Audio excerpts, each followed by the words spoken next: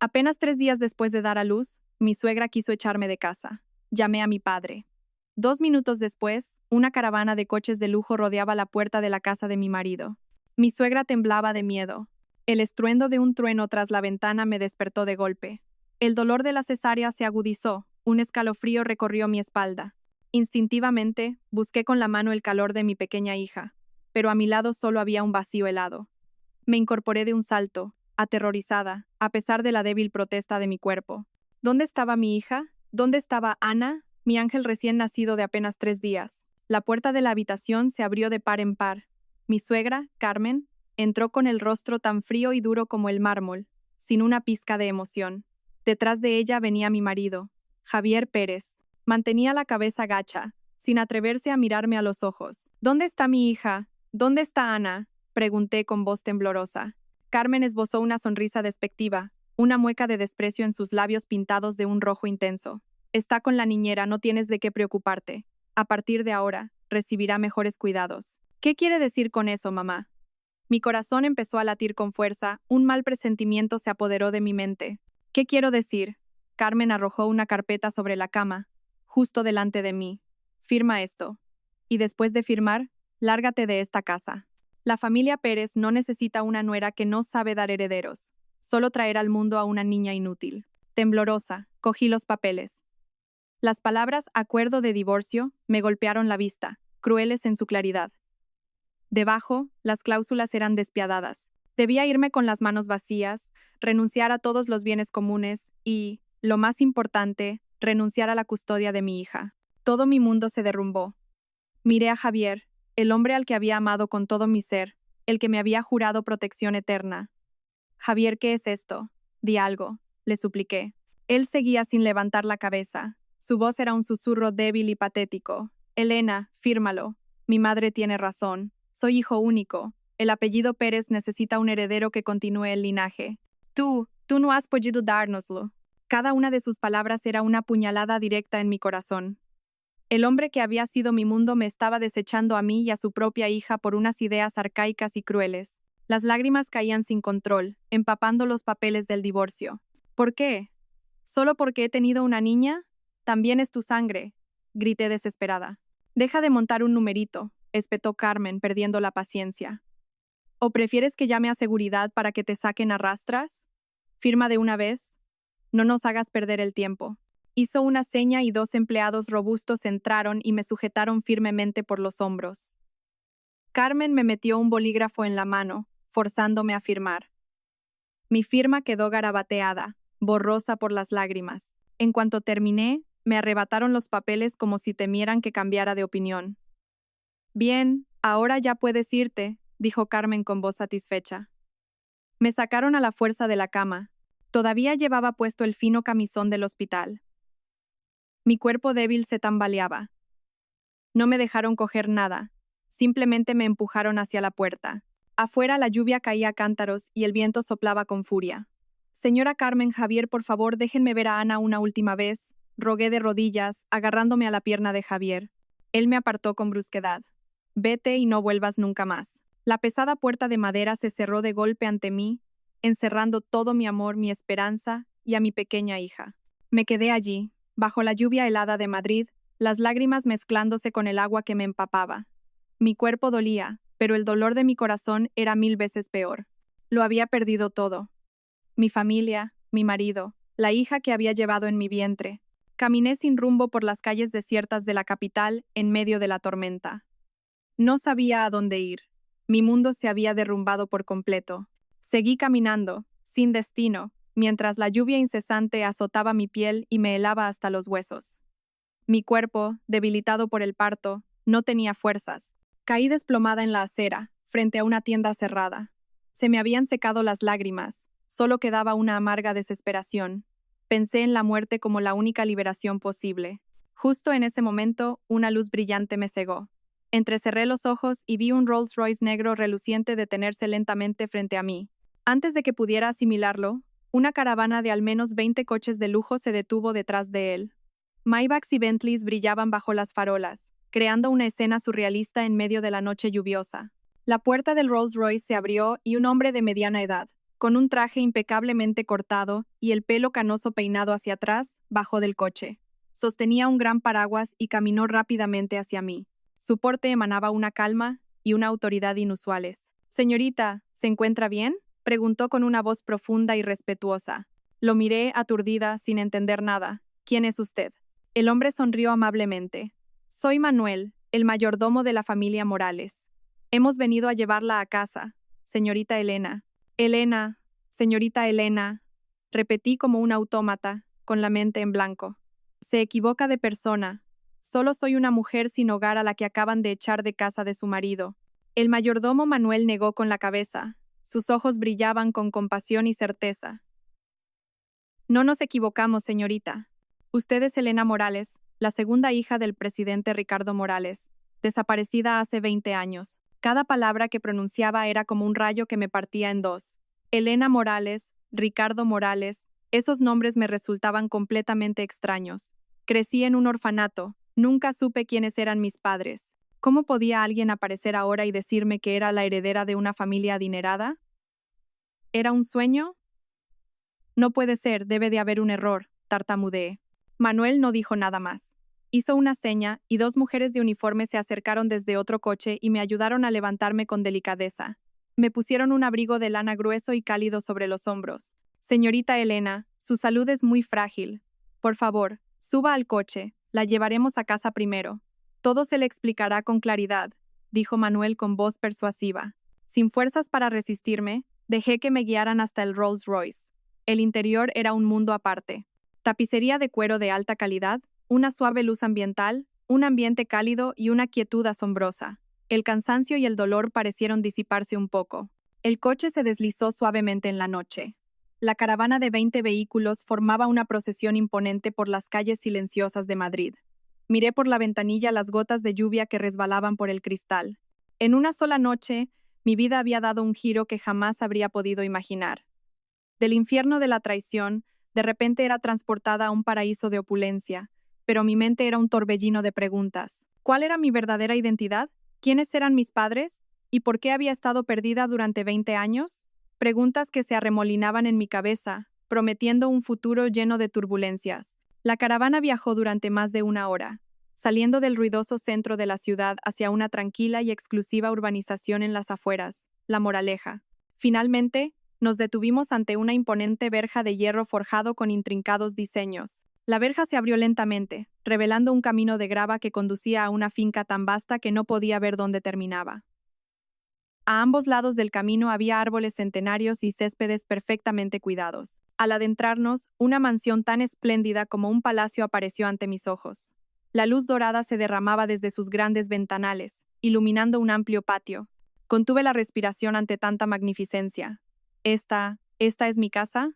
Manuel abrió la puerta del coche y me invitó a bajar con una reverencia. En cuanto puse un pie fuera, una fila de sirvientes ya estaba dispuesta a ambos lados, inclinando la cabeza al unísono.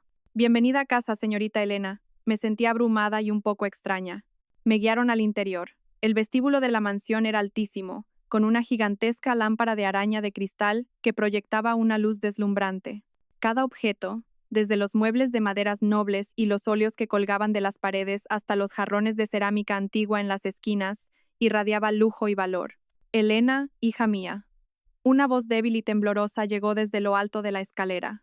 Alcé la vista y vi a un hombre de pelo completamente blanco, con el rostro demacrado, sentado en una silla de ruedas al final de la escalera. A su lado, una mujer que parecía unos años mayor que yo. El hombre me miró con los ojos llenos de lágrimas, una mezcla de alegría, dolor y arrepentimiento. Manuel me susurró al oído. «Ese es el señor Ricardo Morales, su padre, y la que está a su lado es la señorita Beatriz, la primogénita». Subí los escalones lentamente, con el corazón desbocado. Este hombre era mi padre. Sentía una extraña mezcla de familiaridad y extrañeza. Cuando me acerqué, extendió una mano delgada y temblorosa, queriendo tocar mi rostro. «Tú, realmente eres mi Elena, eres idéntica a tu madre», dijo con la voz ahogada. «Durante 20 años, no ha habido un solo día en que no te haya buscado. Lo siento, fue culpa mía por no protegeros ni a ti ni a tu madre». Las lágrimas brotaron de mis ojos sin darme cuenta. No sabía qué decir, solo pude tomar su mano. El calor de su palma se transmitió a la mía, una sensación familiar que había anhelado toda mi vida. Mientras tanto, la mujer a la que llamaban mi hermana, Beatriz, simplemente me observaba con una mirada fría y escrutadora. Poseía una belleza afilada y altiva, pero sus ojos carecían de calidez al mirarme. Padre, no te emociones tanto, no es bueno para tu salud, dijo con una voz tan gélida como el hielo. Luego se volvió hacia mí y dijo formalmente: Hola, soy Beatriz, bienvenida a casa. Asentí en respuesta. Podía sentir la distancia y un atisbo de hostilidad por parte de esta hermana. Mi regreso no parecía ser tan bienvenido como pensaba. Manuel intervino. Señor presidente, la salud de la señorita Elena no es buena y acaba de dar a luz. Creo que debería descansar primero. Mi padre asintió repetidamente. Sí, Manuel, lleva a Elena a su habitación. Hice que la prepararan hace mucho tiempo. Todo sigue igual. Me llevaron a una enorme habitación en el segundo piso, decorada en un estilo principesco con tonos rosas y blancos. Todo era nuevo, pero evocaba una sensación de nostalgia. Sobre una mesa había un portarretratos con la foto de una mujer hermosa y de aspecto bondadoso que sonreía. Esta es su habitación, señorita Elena, y la de la foto es la señora su madre, explicó Manuel. El señor siempre mantuvo esta habitación con la esperanza de que algún día regresara. Miré a la mujer de la foto y sentí un nudo en la garganta. Esa era mi madre. Por primera vez en mi vida, veía su rostro. Me senté en la cama, sintiendo la suavidad envolver mi cuerpo agotado. Todo había sucedido demasiado rápido. Ahora tenía una familia, un padre, una hermana, pero también sentía que la vida en este clan adinerado no sería nada tranquila. Especialmente con la mirada gélida de Beatriz, sabía que me enfrentaría a muchos desafíos. Y por encima de todo, tenía que encontrar la manera de recuperar a mi hija. Después de descansar un rato y ser examinada cuidadosamente por el médico de la familia, me sentí mucho mejor. Manuel me trajo un tazón de caldo caliente y me dijo amablemente: Señorita Elena, el señor presidente desea hablar con usted en su despacho. Hay alguien más esperándola allí. Me sorprendió un poco, pero acepté. Me puse ropa limpia y decente, y seguí a Manuel al despacho de mi padre en la planta baja. La habitación era inmensa, con estanterías que llegaban hasta el techo, llenas de libros antiguos con cubiertas de cuero. Mi padre estaba sentado detrás de un escritorio de caoba, con mejor semblante. A su lado, de pie, había un hombre joven y alto con un traje elegante. Tenía un rostro de rasgos marcados y firmes, y sus ojos profundos y brillantes irradiaban inteligencia y serenidad. Elena, ven aquí, hija, me llamó mi padre. Este es Marcos, mi asesor especial. Él también ha dedicado un gran esfuerzo a buscarte todos estos años. Miré al hombre llamado Marcos y asentí levemente a modo de saludo. Él también me miró, sin curiosidad ni escrutinio, solo con una calma y sinceridad palpables. Hola, señorita Elena. Soy Marcos, dijo primero, con una voz grave y cálida. Me alegro de que por fin la hayamos encontrado. Mi padre continuó. Marcos no es solo mi subordinado, lo considero parte de la familia. Sus circunstancias también son especiales. Puedes confiar en él como confías en mí. Después de eso, mi padre pareció cansado y necesitó descansar. Marcos y yo salimos a pasear por el vasto jardín de la finca. El aire fresco y la tranquilidad aliviaron un poco mi corazón. Gracias, dije de repente. Gracias por encontrarme. Marcos sonrió levemente. Una sonrisa sutil pero suficiente para disipar la seriedad de su rostro. Era mi deber, pero no solo un deber, también era una promesa. ¿Una promesa?, pregunté sorprendida. Él asintió, con la mirada perdida en la distancia. Yo también soy huérfano, crecí en un orfanato como usted. Hace 17 años, el presidente vino a mi orfanato, me adoptó y me formó para ser quien soy hoy. Me contó la historia de su hija desaparecida.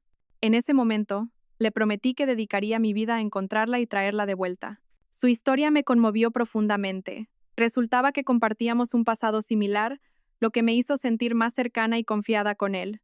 ¿Así que me has estado buscando durante 17 años? Así es. La información era muy escasa. Solo sabíamos que fue secuestrada en un pequeño pueblo de Castilla-La Mancha.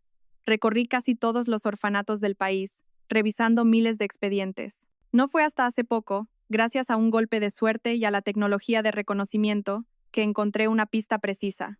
Lo contaba con calma, pero yo sabía que detrás había un proceso arduo y lleno de dificultades. Caminamos en silencio un rato. Percibí en Marcos una solidez y una confianza inquebrantables. No solo me había encontrado, sino que parecía que mi padre lo había dispuesto para que fuera mi guía y apoyo en los días venideros. Señorita Elena, se detuvo de repente y me miró directamente.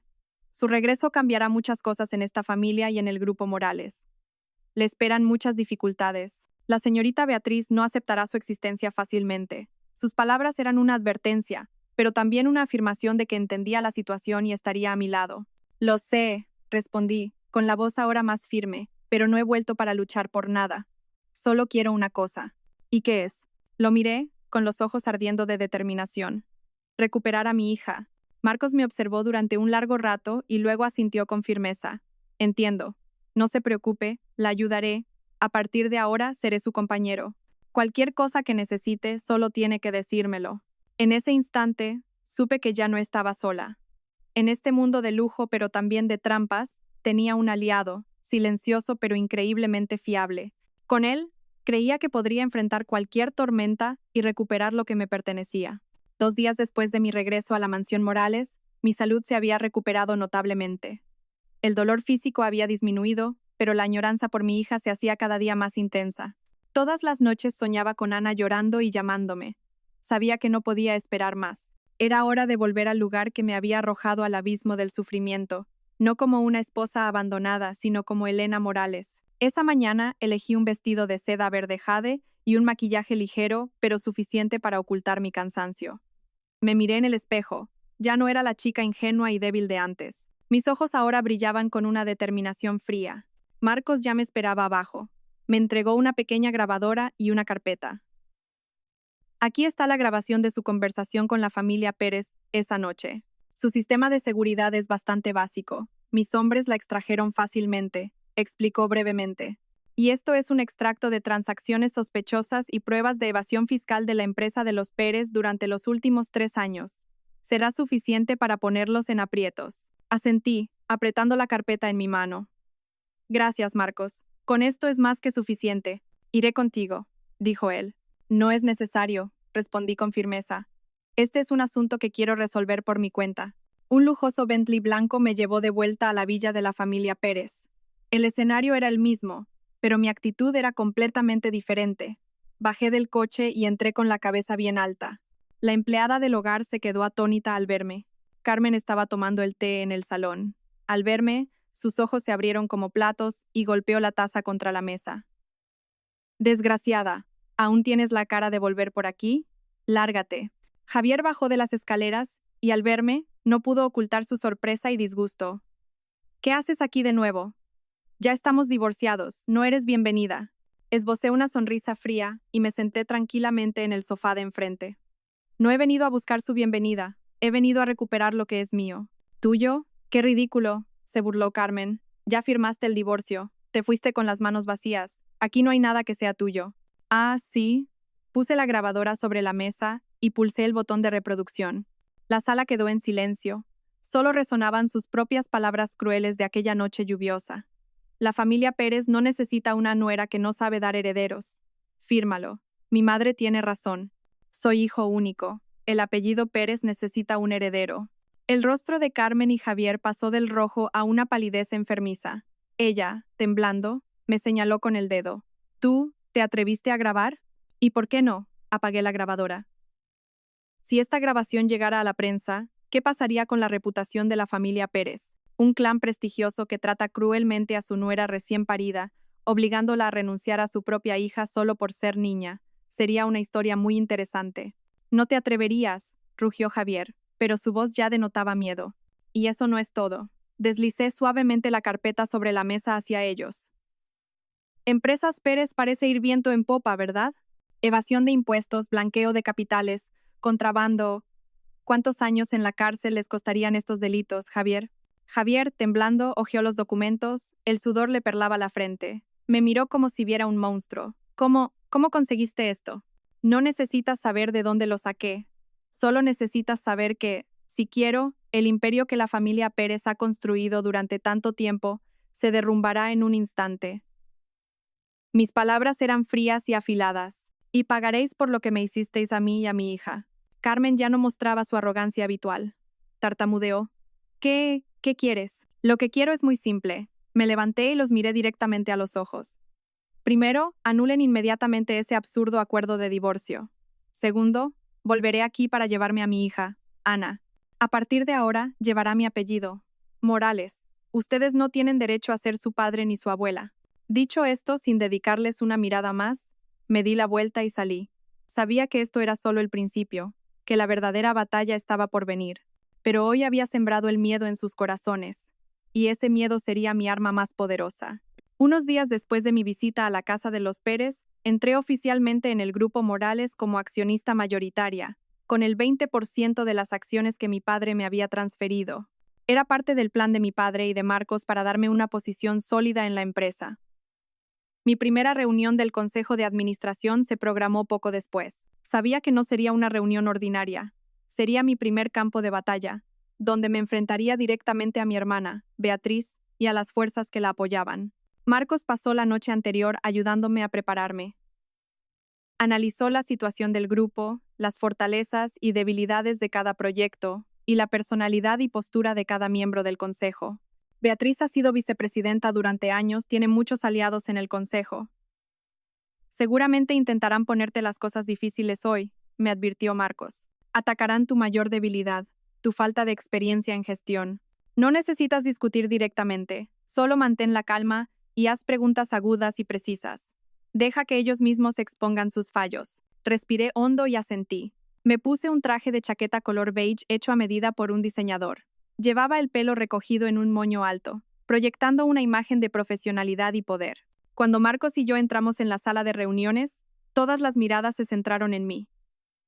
Había curiosidad, duda y un desprecio apenas disimulado. Beatriz estaba sentada en la cabecera de la mesa. Como mi padre estaba delicado de salud, le había delegado la dirección de la reunión. Al verme, solo esbozó una sonrisa cargada de intenciones. La reunión comenzó. Después de los informes financieros habituales, Beatriz cambió de repente el tema a un proyecto de complejo turístico en la Costa del Sol que ella dirigía. Señores, el proyecto del Resort Paraíso Azul avanza muy bien. Hemos completado la expropiación de terrenos y estamos listos para comenzar la primera fase. Propongo que el Consejo apruebe una inyección adicional de 50 millones de euros para acelerar el progreso y adelantarnos a la competencia. Varios directores, claramente de su lado, la apoyaron de inmediato. El ambiente parecía inclinarse completamente a su favor. Justo en ese momento, hablé. Mi voz, clara pero firme, rompió ese falso consenso. Disculpe, señora vicepresidenta, ¿puedo hacer un par de preguntas? Todos me miraron sorprendidos. Beatriz frunció ligeramente el ceño, pero mantuvo la compostura. Adelante, Elena. Señora y señores, según el informe que acabo de leer, el proyecto Paraíso Azul tiene una ubicación excelente, pero se encuentra en una zona propensa a inundaciones y temporales. El informe de impacto ambiental del proyecto parece un poco superficial, especialmente en lo que respecta a las soluciones de prevención de desastres naturales. Invertir otros 50 millones en un proyecto con un riesgo tan alto ¿es realmente una decisión prudente? La sala quedó en silencio. Mi pregunta había dado de lleno en un punto débil que todos parecían haber ignorado deliberadamente. Un director mayor de aspecto neutral asintió. La señorita Elena tiene razón. El riesgo de desastres naturales en esa zona es considerable. Necesitamos un plan de contingencia más detallado. Beatriz empezó a mostrarse nerviosa. Ese asunto ya lo hemos tenido en cuenta. Nuestro equipo de ingenieros garantizará la seguridad absoluta de la construcción. No le di tregua. Entonces, ¿podría mostrarnos el plan detallado del sistema de diques, drenaje y refuerzo de las estructuras? Además, ¿el coste de estas partidas ya está incluido en los 50 millones que propone, o será un gasto adicional más adelante? Mis preguntas consecutivas dejaron a Beatriz sin respuesta. Claramente, había sido demasiado confiada en su poder y había pasado por alto detalles cruciales, o los había ocultado deliberadamente para conseguir el presupuesto. Los demás miembros del consejo empezaron a susurrar entre ellos. Sus miradas hacia mí habían cambiado.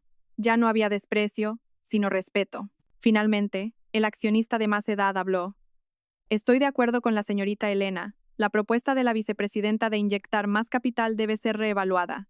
El equipo del proyecto debe presentar un informe más detallado sobre las soluciones de gestión de riesgos antes de que tomemos una decisión final. La propuesta de Beatriz fue rechazada. Su rostro palideció de rabia. Me lanzó una mirada afilada como un cuchillo. La reunión terminó. Había ganado mi primera batalla. Al salir de la sala, Marcos me miró con satisfacción y orgullo. Sabía que el camino por delante sería difícil, pero había tenido un buen comienzo. Les había demostrado a todos que Elena Morales no era una muñeca inútil que dependía de la fortuna de su padre. Tras la reunión del consejo, mi prestigio en el grupo aumentó, pero también la hostilidad de Beatriz se hizo más evidente. Su mirada ya no era solo fría y distante, sino que se mezclaba con odio y recelo. Esto avivó una sospecha que albergaba desde mi regreso. ¿Éramos realmente hermanas de sangre? A pesar de 20 años de separación, debería existir alguna conexión invisible, pero entre Beatriz y yo solo había un muro de hielo. Su trato hacia nuestro padre enfermo, su codicia de poder no disimulada, todo me resultaba ajeno. Esa noche, después de lograr traer a Ana de vuelta a la mansión, mi corazón se tranquilizó un poco. Ver a mi pequeña dormir en mis brazos reforzó mi determinación de aclarar todo para protegerla. Fui a buscar a Marcos a la biblioteca.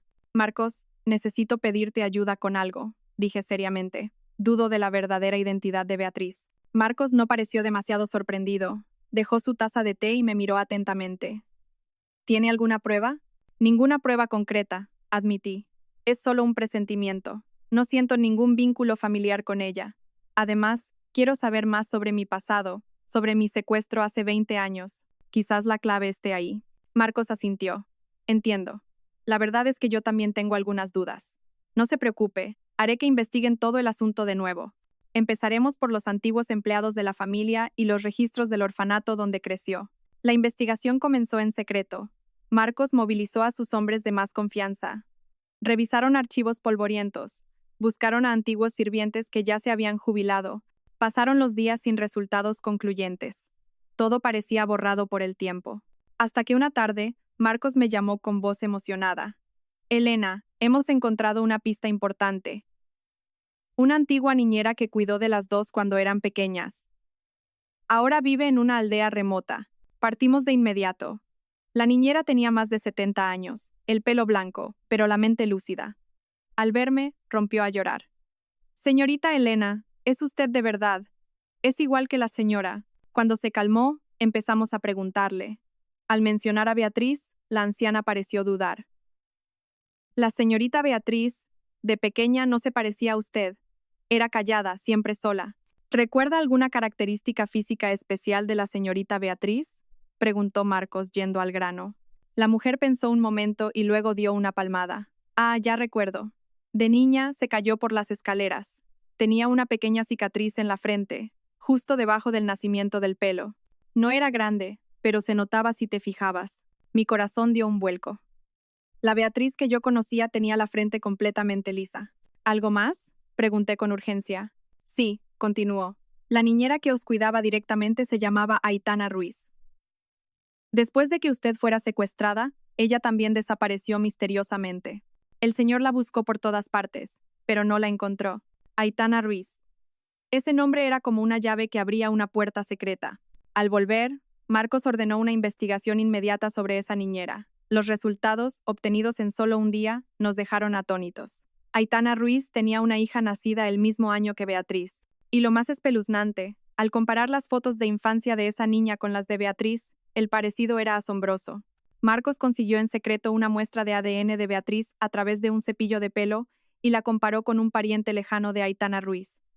Esa noche, me entregó los resultados. Aunque estaba preparada, mis manos temblaban. La conclusión final fue un martillazo. Los resultados del ADN confirman la relación materno-filial entre Aitana Ruiz y la muestra obtenida. Probabilidad del 99%. Todo estaba claro. La hermana con la que había estado lidiando era una impostora, la hija de Aitana Ruiz, la niñera que desapareció al mismo tiempo que yo. Una conspiración monstruosa oculta durante 20 años. Mi enemiga no era mi hermana, sino la hija de quien probablemente había destruido a mi familia. Entonces, ¿dónde estaba la verdadera Beatriz Morales, mi verdadera hermana? La verdad sobre la identidad de Beatriz me dejó en shock, pero también hizo que todas sus acciones tuvieran sentido. Sin embargo, antes de que pudiera planear mi siguiente movimiento, la desgracia golpeó. Mi pequeña Ana, de repente, tuvo fiebre alta y convulsiones. Lloraba desconsoladamente, su piel se tornó azulada. Entré en pánico y, junto con Manuel, la llevé de urgencia al mejor hospital internacional de la ciudad. Ver su pequeño cuerpo conectado a tantos cables me estrujaba el corazón. Los mejores médicos fueron llamados a consulta, pero nadie encontraba la causa. El estado de Ana empeoraba, entró en coma. Estuve a punto de derrumbarme, solo podía sentarme junto a su cama, tomar su manita y rezar. Marcos estuvo a mi lado en todo momento. No solo me consoló, sino que actuó con decisión. Trajo de urgencia a un experto en toxicología del extranjero. Tras casi un día de pruebas, el experto dio un veredicto que nos dejó helados a todos. La niña sufre un envenenamiento crónico por mercurio. Alguien ha estado añadiendo pequeñas cantidades de mercurio a su comida o leche durante un tiempo prolongado. Ha sido un envenenamiento intencionado. Un bebé de menos de un mes. La crueldad superaba mi imaginación. El dolor en mi corazón se transformó rápidamente en un fuego de odio abrasador.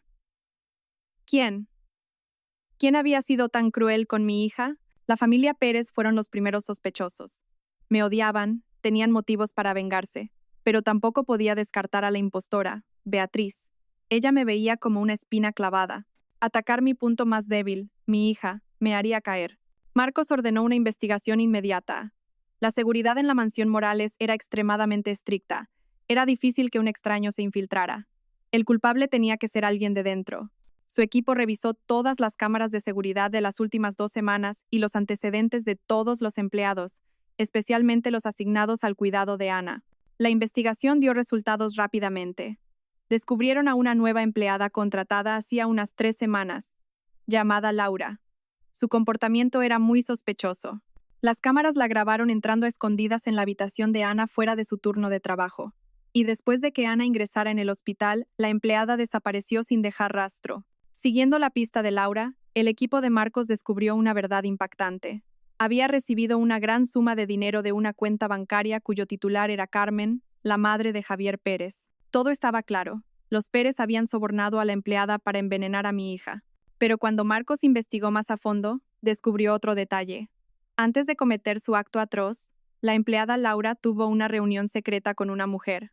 Aunque la cámara de seguridad de la cafetería era de baja calidad, el análisis de imagen reveló que esa mujer no era otra que Beatriz, un plan perfecto de matar con una daga prestada. La impostora había utilizado el odio de los Pérez hacia mí, moviendo los hilos para que ejecutaran su plan. Si todo salía a la luz, la culpa recaería sobre ellos, mientras que ella quedaría completamente limpia. Quería usar la muerte de mi hija para hundirme psicológicamente, para que no me quedaran fuerzas para luchar contra ella. Marcos me informó de todo en el hospital. Me quedé en silencio, apretando los puños con tanta fuerza que las uñas se me clavaban en la piel sin sentir dolor. Su maldad había superado todos los límites humanos. No solo querían destruirme a mí, sino también arrebatar la vida de una niña inocente. Miré hacia la unidad de cuidados intensivos, donde mi hija luchaba por su vida. Una frialdad aterradora se apoderó de mí. Ya no había lágrimas, solo un juramento grabado a fuego en mis huesos. Beatriz, Javier, Carmen, todos vosotros, susurré con voz ronca por el odio. Juro que haré que cada uno de vosotros pague un precio 100.000 veces mayor que el dolor que mi hija está sufriendo. El tiempo transcurrió entre la angustia y el odio. Pasé meses viviendo prácticamente en el hospital. Gracias a los cuidados del mejor equipo médico y al tratamiento del experto extranjero, mi Ana superó la crisis. Despertó del coma, pero el veneno dejó graves secuelas que afectarían a su sistema nervioso y a su desarrollo. Verla tan frágil y pálida me rompía el alma, y la llama de la venganza ardía con más fuerza. Este suceso me transformó por completo. No tenía tiempo para la debilidad o el duelo. Dedicaba cada minuto a aprender de Marcos sobre gestión empresarial, análisis de mercado, y a reunir en secreto más pruebas contra quienes habían dañado a mi hija. Sabía que para derrotar a la impostora y a sus secuaces, necesitaba poder e inteligencia. En medio de esa crisis, ocurrió algo inesperado. En una revisión médica rutinaria, el doctor me informó de que estaba embarazada de más de 2 meses. Calculando las fechas, la concepción ocurrió unas 6 o 7 semanas después del nacimiento de Ana. Fue el resultado de una vez que tuve que volver a casa de los Pérez para unos trámites. Y Javier se aprovechó de la situación. Me quedé sentada en la consulta, con la mano inconscientemente sobre mi vientre. Una nueva vida crecía dentro de mí, pero su padre era el hombre que me había abandonado cruelmente, cómplice del intento de asesinato de su hermana. Una contradicción insoportable me desgarraba. Amaba a esta pequeña criatura, pero odiaba a quien la había creado. Le conté a Marcos. Él solo escuchó en silencio, sus ojos llenos de compasión y preocupación. Es tu decisión, Elena. Sea lo que sea que decidas, siempre te apoyaré. Esa noche fui a ver a mi padre. Su salud empeoraba día a día. Le conté todo. Tomó mi mano. Sus ojos ancianos se llenaron de lágrimas. Hija, el bebé no tiene la culpa. Es tu sangre, es mi nieto. Quédatelo, Elena. Dale una buena vida para compensar lo que tú y su hermana habéis sufrido. Las palabras de mi padre me ayudaron a tomar la decisión final. Tendría a este bebé y lo amaría con todo mi corazón. Era mi hijo, sin ninguna relación con su terrible padre. La noticia de mi embarazo llegó rápidamente a oídos de mis enemigos. Para la impostora Beatriz, era una nueva amenaza. Para los Pérez, era una oportunidad. Un posible as en la manga para chantajearme, sobre todo ahora que su empresa se hundía por los ataques económicos que Marcos orquestaba en la sombra. Pasé el embarazo bajo la más estricta protección. Marcos convirtió la mansión en una fortaleza inexpugnable. Finalmente llegó el día del parto. Di a luz a un niño sano y hermoso. Mirando a mi pequeño en brazos, lo llamé Mateo, con la esperanza de que tuviera una vida tranquila y fuerte. Pero la paz duró poco. A pesar de todas las precauciones, ocurrió lo peor. Una semana después del nacimiento de Mateo, aprovechando un pequeño descuido en la seguridad nocturna, Javier se coló en la finca y secuestró al bebé. Llevaba mucho tiempo vigilando y planeándolo. Cuando descubrí que mi hijo había desaparecido, mi mundo se vino abajo de nuevo. Poco después, recibí la llamada de Javier. Su voz temblaba, pero estaba llena de una locura frenética.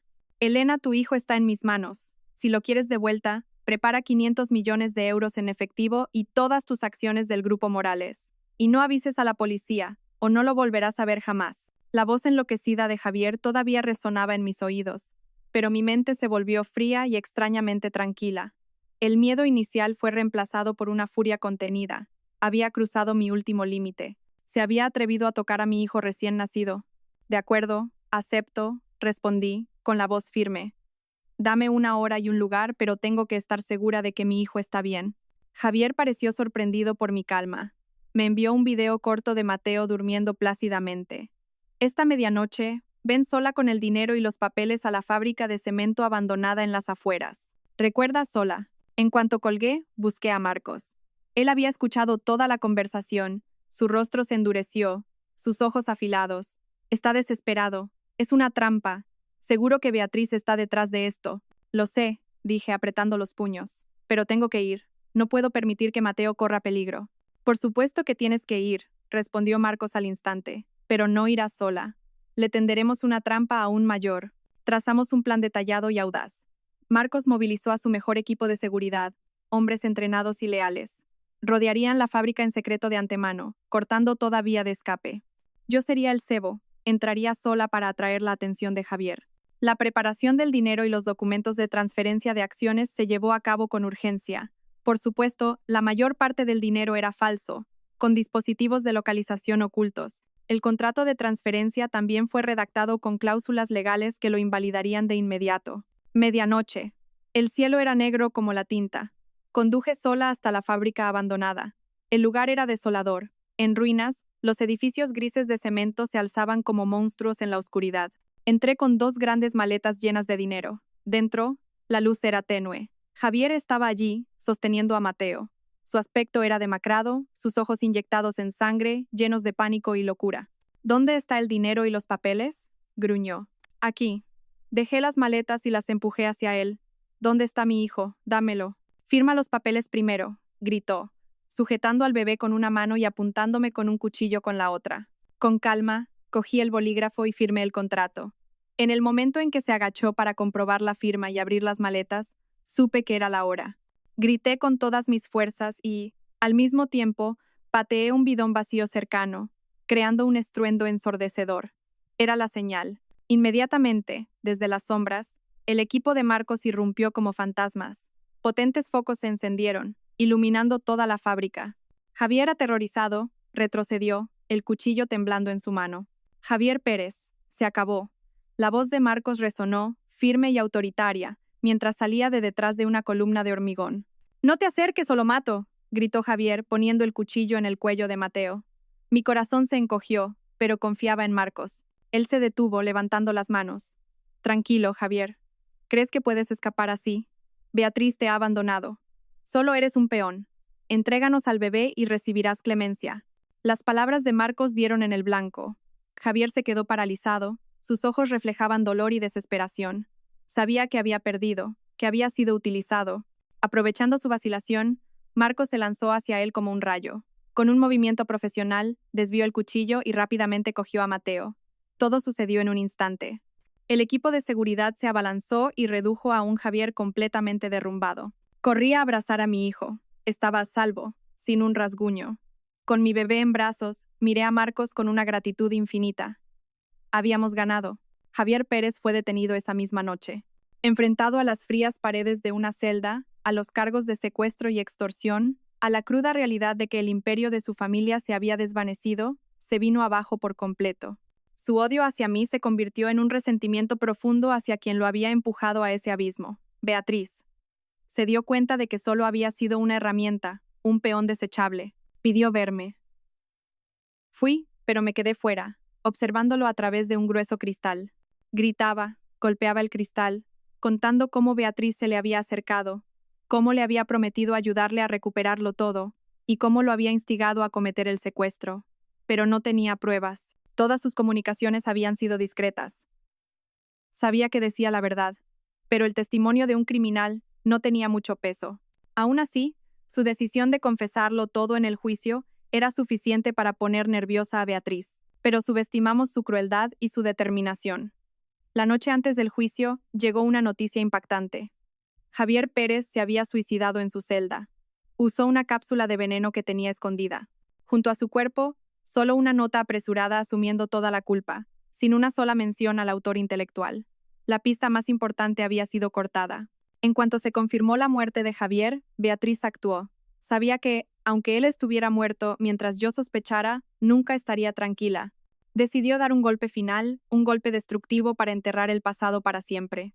A la mañana siguiente, la ciudad se despertó con el sonido de las sirenas de los bomberos. La sede del Grupo Morales, un símbolo de riqueza y poder, estaba envuelta en llamas. El fuego se propagó con una rapidez anormal.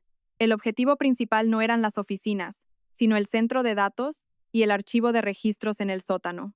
Era el corazón del grupo, donde se guardaba toda la información confidencial, transacciones, contratos y, lo más importante, los expedientes personales de todos, incluido el falso expediente de Beatriz. Los bomberos hicieron todo lo posible, pero cuando el fuego se extinguió, ya era tarde. El centro de datos estaba completamente calcinado. Servidores derretidos, discos duros deformados, montones de archivos de papel reducidos a cenizas. Todas las pruebas de su falsa identidad, de las turbias operaciones que había realizado para consolidar su poder, todo parecía haber sido borrado por el fuego. Beatriz apareció ante los medios con rostro afligido, interpretando a la perfección el papel de una vicepresidenta responsable y dolida por la pérdida. Desvió hábilmente la opinión pública hacia la teoría de un lamentable incendio causado por un cortocircuito. Observé desde lejos el edificio ennegrecido, sintiendo un frío glacial. La impostora había jugado una carta maestra y despiadada. Estaba dispuesta a sacrificar parte de los activos del grupo para proteger su secreto. Todas las pruebas que Marcos y yo habíamos reunido con tanto esfuerzo parecían inútiles. Por un momento, sentí que todos mis esfuerzos habían sido en vano. Mi enemiga, después de destruirlo todo, podía salir indemne de entre las cenizas, limpia y sin mancha. Me hundí en una sensación de fracaso e impotencia. Todos los caminos parecían conducir a un callejón sin salida. La culpable seguía libre, incluso consolidando su posición tras el incendio, mostrándose como la persona que lideraría la reconstrucción del grupo. En esos días de desesperación, busqué refugio en la antigua habitación de mi madre, como una forma de encontrar consuelo. Me senté en silencio, observando sus objetos personales. Acaricié su joyero de madera de sándalo, que según Manuel era su posesión más querida. Abrí la caja. Dentro había algunas joyas, no excesivamente caras pero muy finas. Al levantar una de las piezas, mis dedos tocaron un pequeño borde bajo el forro de terciopelo. Con curiosidad, levanté el forro. Apareció un compartimento secreto. Dentro no había joyas, sino un pequeño cuaderno de cuero y un bolígrafo de aspecto normal. Mi corazón latió con fuerza. Abrí el cuaderno temblando. La escritura suave y elegante de mi madre apareció ante mí. Era su diario. Leí ávidamente cada página. Mi madre había anotado todas sus preocupaciones y sospechas. Escribió sobre el extraño comportamiento de la niñera Aitana Ruiz, sobre su inquietud al dejar a sus hijas cerca de esa mujer. Y entonces, una verdad aterradora se reveló en las últimas páginas, escritas pocos días antes de mi secuestro. Mi madre escribió: Hoy llevé a las niñas al médico. El doctor confirmó que Beatriz y Elena son gemelas idénticas. Los papeles de las dos tienen algo extraño. Sospecho que Aitana Ruiz trama algo malo, así que he grabado esto por si acaso. Algo no está bien, tengo que descubrir la verdad. ¿Gemelas? ¿La verdadera Beatriz y yo éramos gemelas? Mi cabeza daba vueltas. No solo tenía una hermana, sino una hermana gemela. Cogí el bolígrafo, girándolo en mi mano. Había un pequeño botón en el cuerpo del bolígrafo. Lo presioné. Una voz familiar y cálida surgió de él. Era la voz de mi madre. Querida amiga, estoy muy preocupada. Acabo de descubrir que Beatriz y Elena son gemelas. Ricardo me lo ocultó. También sospecho que la niñera, Aitana Ruiz, tiene malas intenciones. Temo que les haga daño a mis hijas. Grabo esta conversación y la escondo aquí por si algo malo sucede. La grabación era corta, pero contenía una cantidad de información inmensa. Aquí estaba. Esta era la prueba decisiva. La prueba irrefutable de que tenía una hermana gemela y de las sospechas de mi madre hacia Aitana Ruiz. El fuego podía quemar archivos, pero no podía destruir el amor y la previsión de una madre. Al mismo tiempo que encontraba esta esperanza, llegó otra buena noticia. La operación de corazón de mi padre había sido un éxito. Había superado el peligro y estaba recuperando la conciencia. Corrí al hospital, aferrando el bolígrafo grabador y el diario. Entré en su habitación. Estaba en la cama, débil pero con los ojos lúcidos. Al verme, sonrió levemente. Me senté a su lado, tomando su mano delgada. Papá, he encontrado esto. Le di el diario y puse la grabación. Al escuchar la voz de su esposa después de más de 20 años, los ojos de mi padre se llenaron de lágrimas. Escuchó toda la grabación, leyó las últimas entradas del diario. Finalmente, suspiró pesadamente. Es cierto, sois gemelas, admitió con voz ronca. Ese año un adivino dijo que vuestros destinos eran incompatibles, que si crecíais juntas ocurriría una desgracia. Por superstición, tu madre y yo ocultamos que eran gemelas. Falsificamos los papeles con años diferentes. Te envié con unos parientes lejanos para criarte, con la intención de traerte de vuelta cuando fueras mayor, pero nunca imaginé que mi estúpida decisión le daría a esa mujer la oportunidad de hacerte daño, de hacerte vagar durante 20 años y destruir a nuestra familia. Mi padre rompió a llorar. Lágrimas de un arrepentimiento tardío. No te culpes más, papá, lo consolé. No es momento de arrepentirse. Esa impostora sigue ahí fuera. Necesito tu ayuda. Mi padre asintió. Su mirada se volvió firme. Esa chica, llevo mucho tiempo sospechando, pero no tenía pruebas. Investigué en secreto. Antes de caer enfermo, encontré la prueba definitiva. No está en el grupo, está en una caja de seguridad en un banco suizo. Me dio una serie de números y una contraseña. Ahí dentro están vuestros certificados de nacimiento originales y los resultados de una prueba de ADN que le hice en secreto a esa impostora hace años. Con esto no podrá negarlo. La red final estaba tendida. La impostora no sabía que, mientras celebraba haber quemado todas las pruebas, las evidencias más sólidas, guardadas por el amor de una madre y el arrepentimiento de un padre, estaban a punto de acabar con su farsa. Con las pruebas irrefutables en mi poder, Marcos y yo no perdimos ni un segundo. Al día siguiente, en mi calidad de accionista mayoritaria, convoqué una reunión extraordinaria del Consejo de Administración. Beatriz entró en la sala con aire de confianza y arrogancia. Pensaba que solo quería ponerla en aprietos por el incendio. No podía imaginar que sería el fin de su reinado. La reunión comenzó. Fui directa al grano. Me levanté y miré a la impostora a los ojos. Señores, he convocado esta reunión no para discutir la reconstrucción del grupo, sino para desvelar una verdad terrible que ha estado oculta durante más de 20 años. La sala se llenó de murmullos. Beatriz frunció el ceño, pero mantuvo la calma. Hermana, ¿de qué estás hablando? No le respondí. Proyecté en la pantalla grande una copia de mi certificado de nacimiento y el de mi hermana gemela, la verdadera Beatriz Morales. Estos son nuestros certificados de nacimiento originales. Como pueden ver, somos gemelas. A continuación, reproduje la grabación del bolígrafo de mi madre. Su cálida voz resonó, hablando de su preocupación y de la verdad sobre las gemelas. El rostro de Beatriz comenzó a cambiar de color. Eso es todo falso, intentó rebatir. ¿Falso? Reí fríamente. ¿Y qué me dices de estos resultados de ADN? Proyecté la prueba que mi padre había hecho en secreto, demostrando que ella no tenía ninguna relación de sangre con él. La sala estalló. Los directores y accionistas la miraban estupefactos. No, no puede ser, murmuraba ella, temblando. El golpe de gracia final. Se estableció una videollamada en directo en la pantalla. Mi padre, aunque en su cama de hospital, habló con una voz clara y contundente. A todo el Consejo de Administración, yo, Ricardo Morales, confirmo que la persona sentada en el puesto de vicepresidenta no es mi hija, Beatriz Morales. Es una impostora, la hija de la niñera Aitana Ruiz, quien secuestró a mi hija hace 20 años. Y esta giró la cámara hacia mí. Es mi verdadera hija, Elena Morales. Todo había terminado. La impostora se desplomó en su silla, con el rostro pálido como la cera. Todos sus crímenes, desde la suplantación de identidad y el intento de robo de la fortuna familiar hasta la conspiración para dañar a mis hijos y el incendio del grupo, salieron a la luz. El Consejo votó inmediatamente para destituirla de todos sus cargos y entregarla a las autoridades. Después, por unanimidad, me eligieron nueva presidenta del Grupo Morales. En el momento en que el mazo golpeó la mesa, supe que mi viaje de venganza y recuperación había llegado a su fin. La ruidosa sala de reuniones se fue vaciando. La impostora fue escoltada por la seguridad. Los miembros del consejo se marcharon tras unas felicitaciones algo forzadas. Al final, solo quedamos Marcos y yo. La luz del atardecer entraba por los grandes ventanales, tiñendo la habitación de dorado. Me quedé en silencio, mirando la ciudad. El peso que había soportado durante tanto tiempo parecía haberse desvanecido. Me sentía aliviada, pero también vacía. ¿De verdad ha terminado todo? Me volví hacia Marcos, con la voz algo insegura. Él se acercó, su mirada tierna. Sí, todo ha terminado. El resto déjalo en manos de la ley. A partir de ahora, eres la presidenta del Grupo Morales. Lo has conseguido. Lo miré. Al hombre que siempre había estado a mi lado en los momentos más difíciles, mi apoyo incondicional.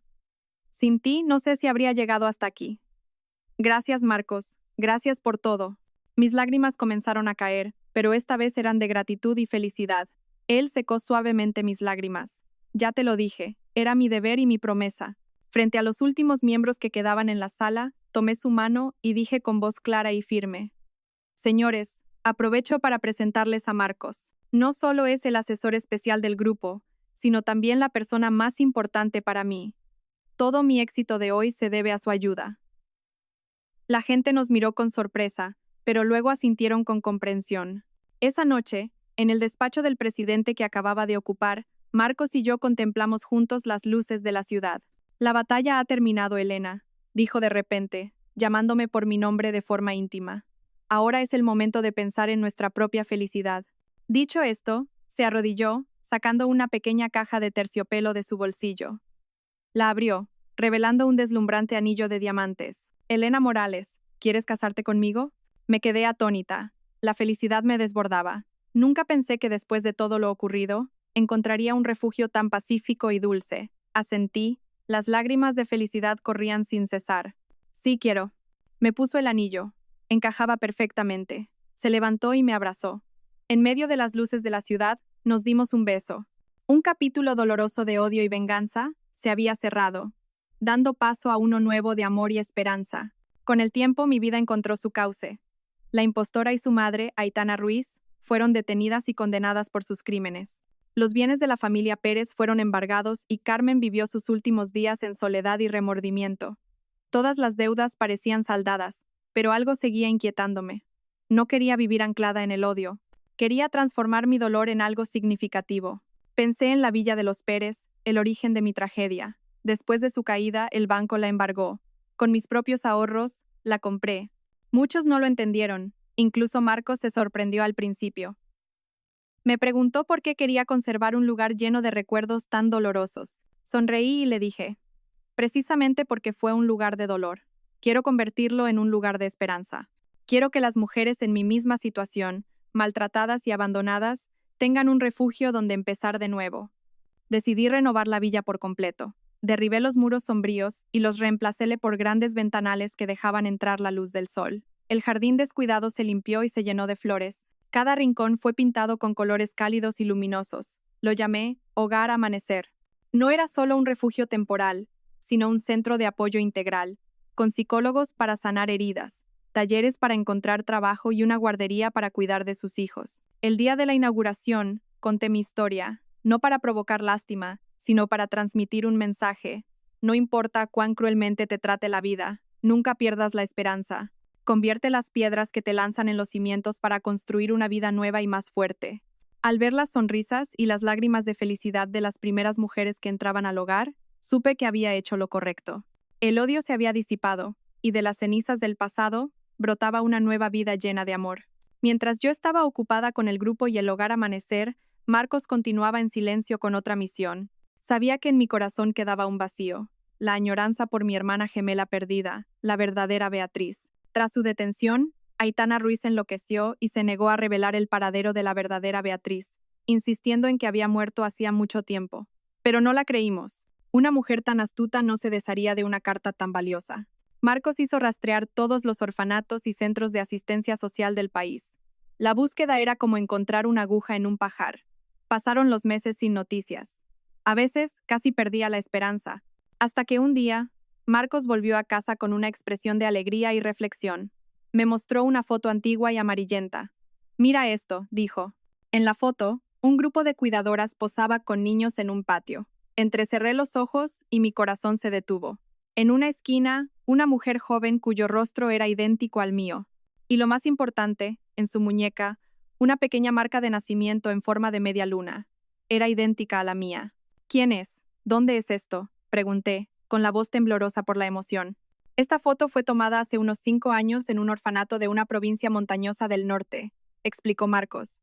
Un miembro de mi equipo conocía a alguien que fue voluntario allí. Dijo que la cuidadora de la foto se llamaba Mai. Era muy amable pero reservada. Dejó el orfanato hace unos 4 años y nadie sabe a dónde fue. Mai. Quizás ese fue el nombre que Aitana Ruiz le dio para ocultar su identidad. Aunque la pista era tenue, era la mayor esperanza que teníamos. Mi hermana gemela estaba viva y tenía la misma marca de nacimiento que yo.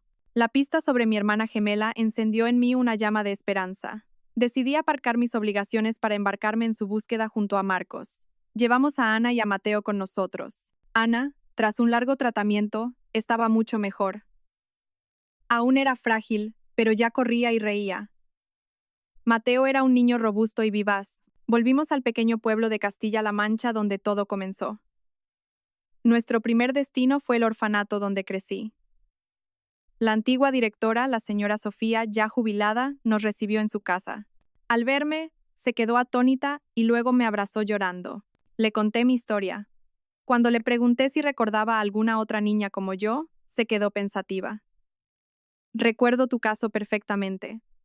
Te trajo una mujer en una noche de lluvia, pero lo extraño es que, una semana después, otra mujer dejó a un bebé recién nacido en la puerta. Esa niña era idéntica a ti. Mi corazón se encogió. ¿Y qué pasó con ella? La señora Sofía suspiró. Recuerdo vagamente que fue adoptada por una familia que no podía tener hijos, pero no recuerdo quiénes eran ni de dónde. Aunque la información era vaga, confirmaba mis sospechas. Mi hermana gemela existía y había empezado su vida en el mismo lugar que yo. Marcos le enseñó la foto de la cuidadora llamada Mai con la marca de nacimiento. La señora Sofía la miró y asintió enérgicamente. Sí, es ella. Es Mai. La niña que dejaron en la puerta una semana después que a ti. La recuerdo por su parecido contigo y por la marca de nacimiento. Vivió aquí hasta los 5 años, cuando la adoptó una pareja de maestros de la capital de la provincia. Creo que el marido se llamaba señor Alonso. Todas las piezas encajaban. La cuidadora de la foto era mi hermana gemela. Agradecimos a la señora Sofía y partimos hacia la capital de la provincia. Con la poca información, el equipo de Marcos localizó rápidamente la antigua casa de la familia Alonso. Pero la habían vendido. Un vecino nos contó que los señores Alonso habían fallecido en un accidente hacía varios años. Su hija adoptiva, Mai, vendió la casa tras el funeral y se marchó sin que nadie supiera a dónde. La esperanza se desvaneció de nuevo. Habíamos perdido su rastro, pero ahora sabía su nombre, Mai, y tenía la certeza de que, mientras estuviera en este mundo, algún día nos encontraríamos. Meses después de ese viaje, mi vida encontró por fin la paz. Aunque no había encontrado a mi hermana, saber que estaba viva y tenía un nombre y un pasado era un gran consuelo. Marcos y yo seguíamos buscando, pero con más calma, confiando en el destino. El grupo Morales prosperaba bajo mi dirección. El hogar Amanecer se había convertido en un refugio para cientos de mujeres.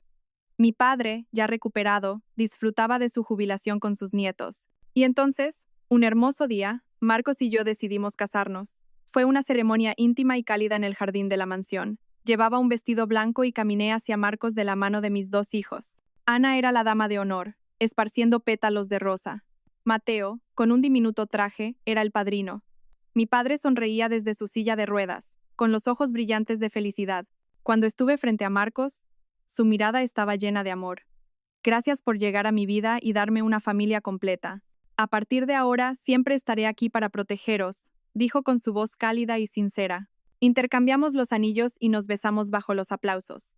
En ese momento, supe que era la mujer más feliz del mundo. Tenía un marido que me amaba, dos hijos maravillosos, un padre a quien cuidar y una carrera sólida.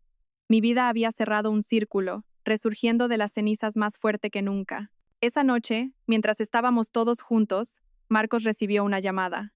Al colgar, me miró con una sonrisa cargada de significado. «Hay noticias», dijo. En un pequeño pueblo pesquero de la costa de Andalucía, hay una joven maestra que dirige una escuela para niños sin recursos. Dicen que esa maestra tiene una marca de nacimiento en forma de media luna en la mano. Lo miré, luego a mis hijos y a mi padre. Una sonrisa de felicidad y esperanza se dibujó en mi rostro. El viaje para recuperar el pasado había terminado, pero un nuevo viaje hacia el reencuentro con el futuro estaba a punto de comenzar. Y esta vez, ya no estaba sola. Tenía a toda mi familia a mi lado,